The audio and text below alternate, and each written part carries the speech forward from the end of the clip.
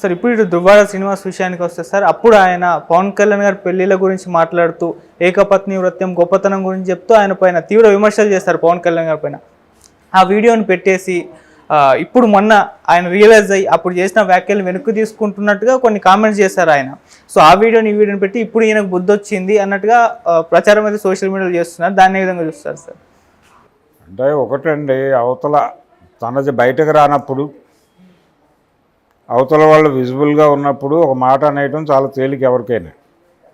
అది అది జనరల్ మానవ అంటే ఒక రకంగా మానవ నైజము అంటున్నారు. కానీ తను సేఫ్ గార్డ్లో ఉన్నాను. అప్పటికే నిజానికి ఆయన పంచాయతీ నడుస్తోంది పార్టీలో. దువ్వాడ సీను వివాదం ఎన్నికల కంటే చాలా ముందు నుంచే నడుస్తోంది. దాన్ని చాలామంది డీల్ చేశారు, సెటిల్మెంట్లు జరిగినాయి, పంచాయతీలు జరిగినాయి, నిర్ణయాలు అమలు కాల. ఆవిడికి రావాల్సిన న్యాయబద్ధంగా రావాల్సిన అప్పటికి వాళ్ళు ఇచ్చిన బ్లూ ప్రింట్ ప్రకారం ఆస్తి పంపకాలు జరిగి ఉంటే ఈ వివాదం ఇక్కడ దాకా వచ్చేది కాదు. అది అక్కడ పీస్ఫుల్గా సెటిల్ చేసుకోకపోవడం వలన ఇప్పటికీ కొనసాగుతుంది. మధ్యలో ఆవిడ ఇండిపెండెంట్గా పోటీ చేస్తారని ఒక ధమ్కీ ఇచ్చారు, వద్దని చెప్పారు వీళ్ళు. ఆవిడ జడ్పీటీసీగా ఉన్నారు, పొలిటికల్ ఫ్యామిలీ, వాళ్ళ ఫాదర్ మాజీ ఎమ్మెల్యే, ఆయనకి అన్ని పార్టీలతోనూ సాన్నిహిత్యం ఉంది. ఎట్నుంచి ఎటైనా ఆయన సాము చేయగలడు. వారు కూడా ఉన్నారు ఇప్పుడు జరుగుతున్న ఉద్యమంలో. ఆవిడ ఫ్యామిలీ ఉంది ఇన్వాల్వ్ అయ్యి. కాబట్టి ఈ వ్యవహారం అంతా ఉంది. అయినప్పటికీ ఆ రోజున ఆయన పవన్ కళ్యాణ్ మీద మాట్లాడటం తప్పే.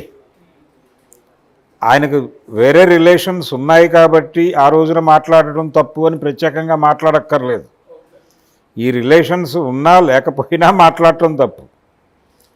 అంటే మానవ సంబంధాలు, ప్రజాస్వామికత అనేది కనిపించకుండా ఒక చర్చగా మారుతోంది ఇప్పుడు.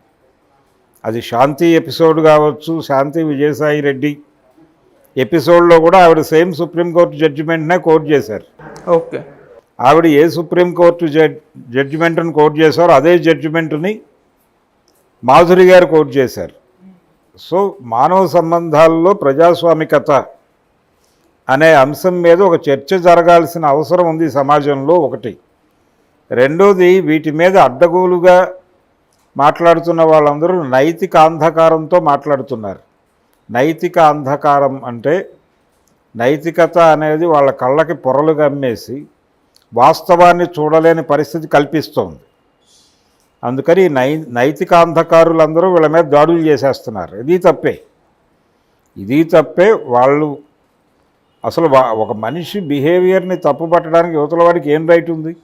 ఆయన పవన్ కళ్యాణ్ గురించి మాట్లాడటము తప్పే, ఈయన గురించి ఇప్పుడు ప్రపంచం మాట్లాడుకోవడము తప్పే. అది రెండు ఇష్యూస్ ఉన్నాయి ఇక్కడ.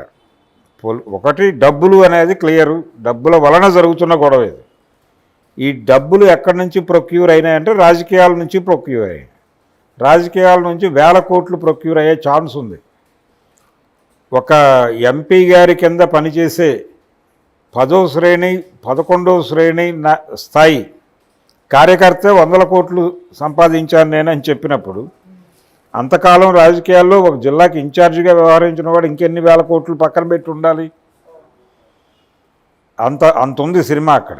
ఇదేదో 1,50,00,000తో తీసిన సినిమా కాదు, ఇది 1000 కోట్ల సినిమా.